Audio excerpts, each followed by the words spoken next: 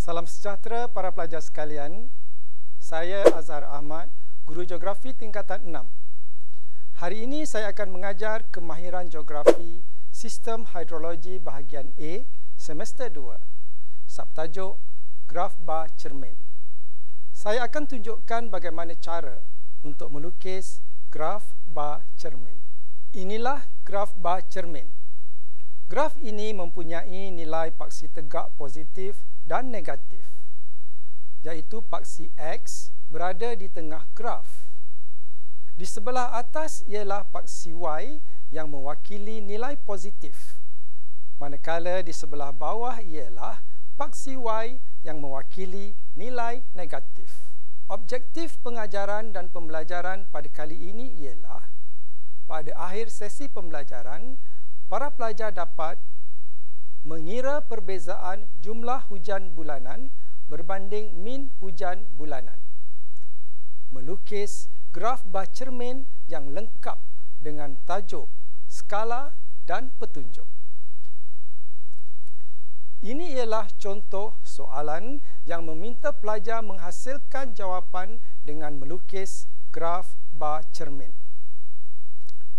Berdasarkan jadual di atas, lukis graf bar yang sesuai dalam sebuah rajah untuk menunjukkan perbezaan jumlah hujan bulanan dengan min hujan bulanan di stesen X pada tahun 2018.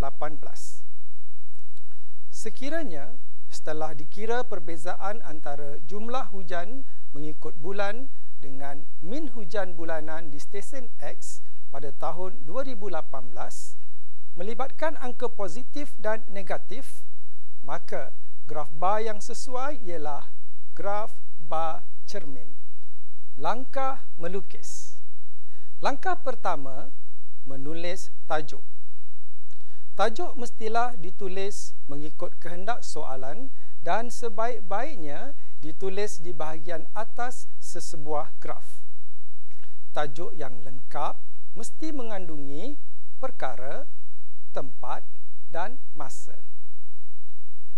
Di dalam soalan ini, perkaranya ialah perbezaan jumlah hujan mengikut bulan berbanding min hujan bulanan.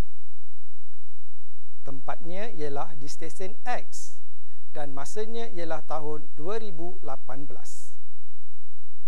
Sekiranya mana-mana kandungan tajuk tidak ditulis, maka tajuk yang ditunjukkan menjadi tidak lengkap dan akan mengelirukan pembaca graf.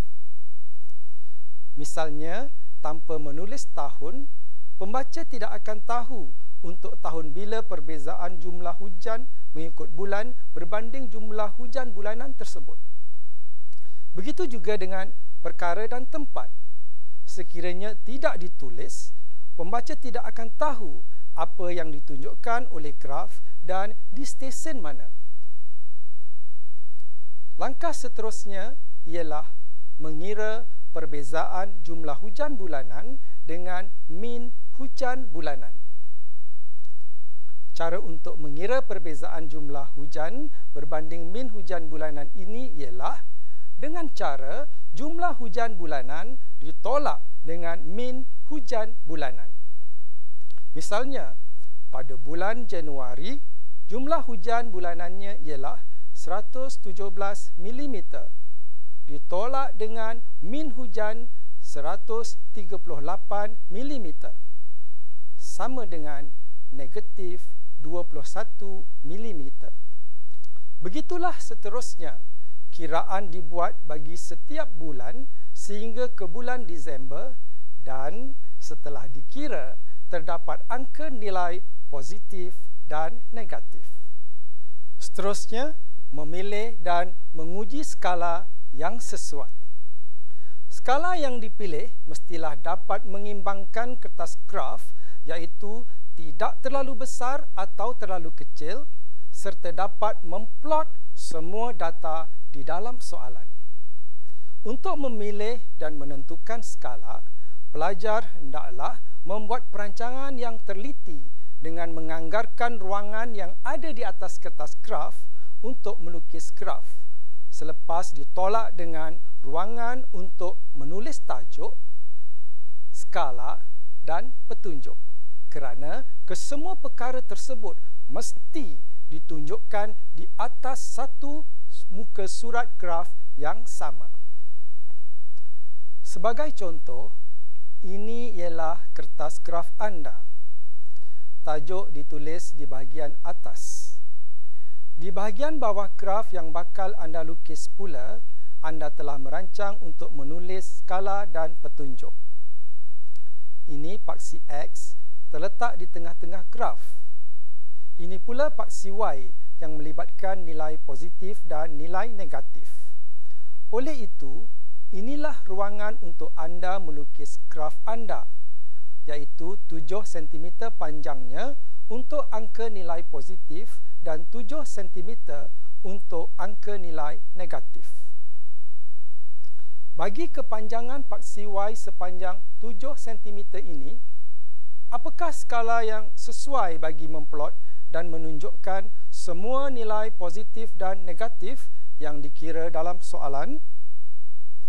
Caranya ialah dengan cara mengenal pasti angka tertinggi sama ada angka nilai positif atau angka nilai negatif.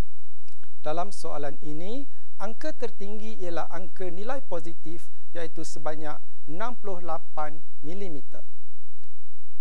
Seterusnya, bolehlah kita menentukan skala dengan cara membahagikan angka data tertinggi tadi dengan panjang paksi Y yang ada.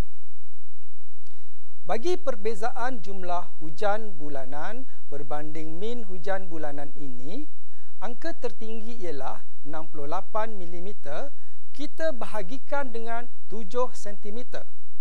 Tujuannya ialah untuk mengetahui bagi 1 cm berapakah nilai yang sesuai untuk mewakili data perbezaan hujan dalam unit milimeter berkenaan. Maka jawapannya ialah 9.7 mm. Seterusnya kita akan bundarkan angka ini agar lebih mudah kita memplotkan data perbezaan jumlah hujan tersebut. Kita bundarkan ke angka 10. Oleh itu, skala yang sesuai ialah 1 cm bersamaan 10 mm. Langkah seterusnya, membina paksi. Lukiskan paksi Y secara menegak, kemudian paksi X secara mendatar. Paksi X mewakili tempoh masa. Dalam soalan ini, paksi X mewakili bulan, iaitu dari bulan Januari hingga Disember.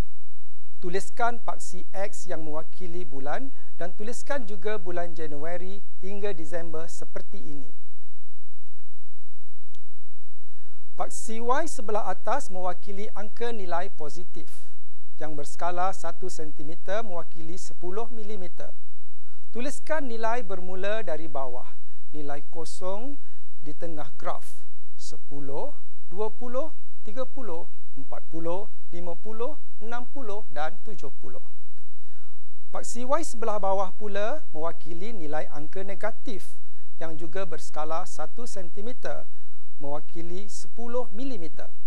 Tuliskan nilai bermula, nilai kosong di tengah graf, negatif 10, negatif 20, negatif 30, negatif 40, negatif 50, negatif 60 dan negatif 70.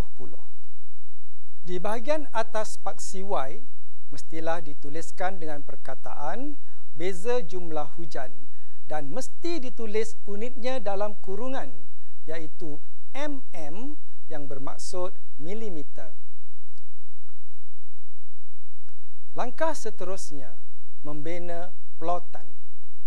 Kita teruskan dengan memplot bar bagi menunjukkan perbezaan jumlah hujan bulanan berbanding min hujan bulanan.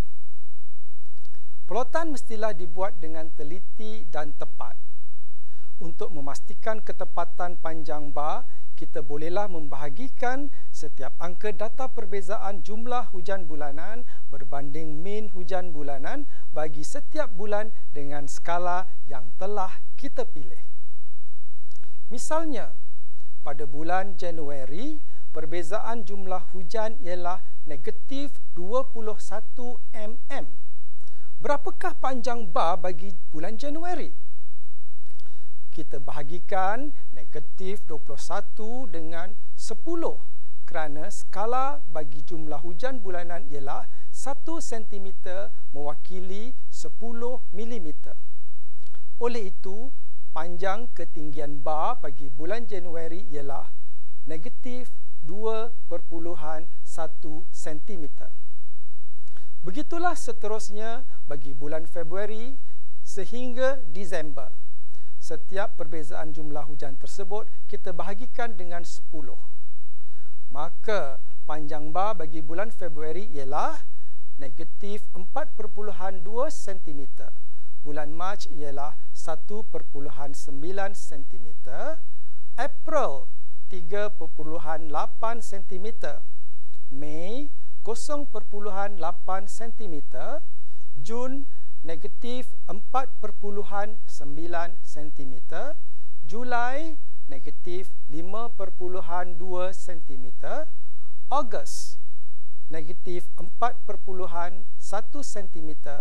September negatif 1.5 cm. Oktober 4.7 cm.